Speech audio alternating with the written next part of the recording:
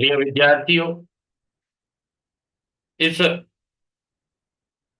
हिंदी अलंकार श्रृंखला में प्रस्तुत है भ्रांतिमान अलंकार। भ्रांतिमान अलंकार आपके लिए उपयोगी होगा, इसलिए प्रिय विद्यार्थियों, प्रस्तुत है भ्रांतिमान अलंकार। भ्रांतिमान अलंकार की परिभाषा या लक्षण क्या है? जब किसी पद में किसी सादृश्य विशेष के कारण उपमेय यानी जिसकी तुलना की जाए, तो उपमेय में उपमान उपमान होता है जिससे तुलना की जाए, उपमान का भ्रम उत्पन्न हो जाता है। अर्थात उपमेय में उपमान का जब भ्रम उत्पन्न हो जाता है तो वहां भ्रांतिमान अलंकार माना जाता है। कहने का तात्पर्य यह है कि जब किसी पदार्थ को देखकर हम उसे उसके समान गुणों या विशेषताओं वाला किसी अन्य पदार्थ के रूप में मान लेते हैं तो वहां भ्रांतिमान अलंकार माना जाता है। जब उपमेय को भूलकर उपमान समझ लिया जाए, यही भ्रांति है। जैसे आप जा रहे हैं कहीं, अंधेरे में किसी रस्सी को देखकर आप उसे सांप समझ बैठे, तो ये भ्रांति है। वहां भ्रांतिमान अलंकार होगा। उदाहरण देखिए, कपि करि हृदय विचारी, दीन मुद्रिका डारी, तब जनिय शोक अंगार, सिय हरसि उठ कर गहिउ। ये सोरठा है, सुंदरकांड से लिया गया है। यहाँ तब हनुमान जी ने हृदय में विचार कर सीता जी के सामने अंगूठी डाल दी।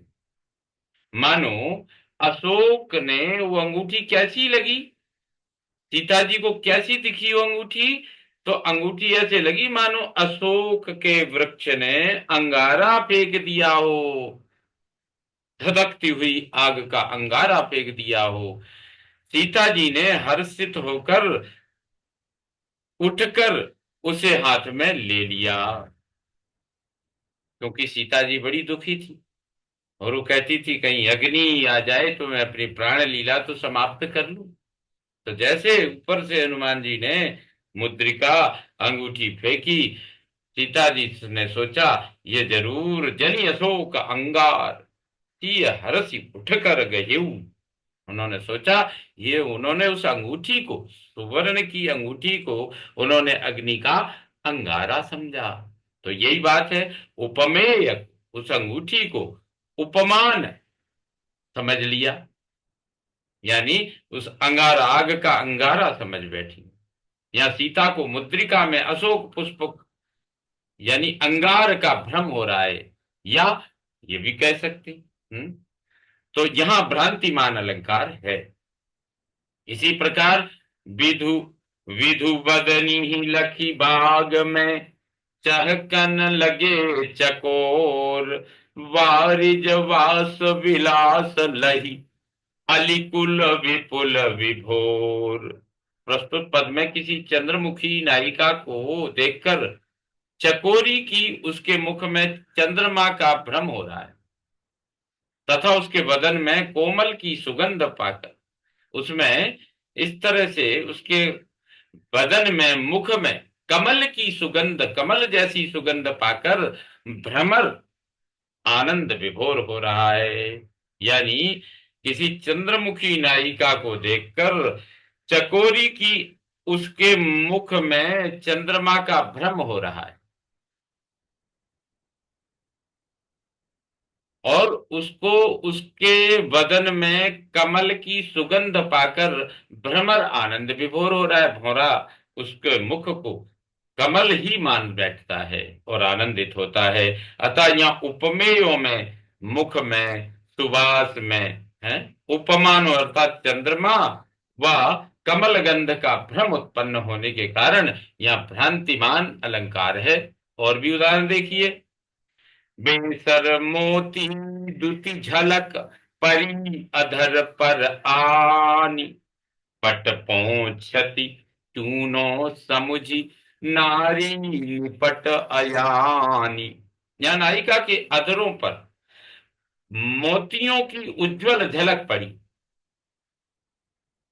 नायिका के ओंठों पर मोतियों की झलक पड़ी तो उसे नायिका ये समझती है, सफेद होती है मोतियों की झलक, तो वो समझती है कि ये चूना लग गया है।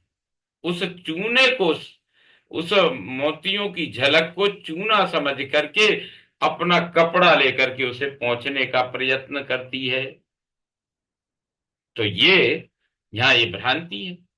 उस मोती की परछाई उसके होंठ पर पड़ी तो सोचती है ये सफेद है, चूना ना हो, इसलिए उसको मोती के प्रतिबिंब को वह अपने को चूना समझ करके उसे कपड़े से पोंछने का प्रयत्न करती है। यही भ्रांतिमान अलंकार है। और देखिए, बिल विचार प्रविशन लग्यो, नाग सुंड में ब्याल, काली ईख समझ कर उठा लियो तत्काल। यहाँ बिल विचार प्रविशन लग्यो, हाथी जा रहा था, है बच्चों, हाथी जा रहा था, उधर से काला सांप आया। सांप ने सोचा कि ये हाथी की जो सूंड है, ये बिल है, उसमें घुसना चाह रहा है वो। और हाथी सोच रहा है कि काला इक्षु दंड है, काली ईंट का टुकड़ा पड़ा है, डंडा पड़ा है, इसको ये समझ के वो उठा रहा है। उसने उठा लिया। तो प्रस्तुत यहाँ पद में सर्प यानी व्याल को हाथी हाथी नाग की सूंड है ना, हाथी, तो यहाँ सर्प हाथी की सूंड में बिल का, यहाँ सर्प हाथी की सूंड में बिल का, तथा हाथी को काले सर्प में काली ईख गन्ने का भ्रम उत्पन्न हो रहा है। सांप को हाथी की सूंड में बिल का भ्रम है और हाथी को उस सांप के रूप में ईख गन्ने का भ्रम उत्पन्न हो रहा है, इसलिए भ्रांति मानुन अलंकार है यहाँ।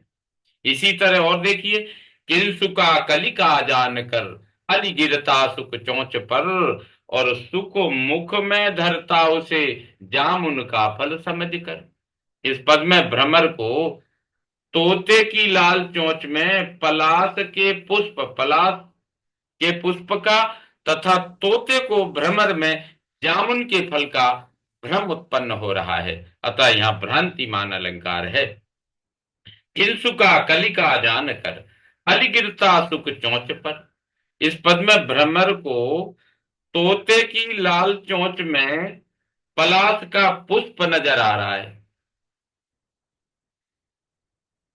तोते की लाल चोंच है, इसलिए वो सोच रहा है ये पलाश का पुष्प है।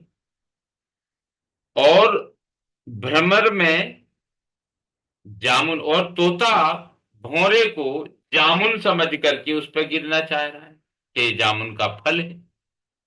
तो भ्रमर को भी भ्रम है और तोते को भी भ्रम है। भ्रमर को क्या भ्रम है कि ये तोता बैठा है, और तोते की चोंच को सोचता है कि ये पलाश का फूल है, चलो इसका हम रस पीते हैं। उधर तोता बैठा हुआ उस भ्रमर को देखकर सोचता है कि ये जामुन का फल है, चलो क्यों ना इसका हम स्वाद चखें। तो ये भ्रांतिमान अलंकार के अद्भुत उदाहरण है। प्रिय विद्यार्थियों, ये समझ में आए होंगे। इसी के साथ मैं विराम लेता हूं। सभी को नमस्ते।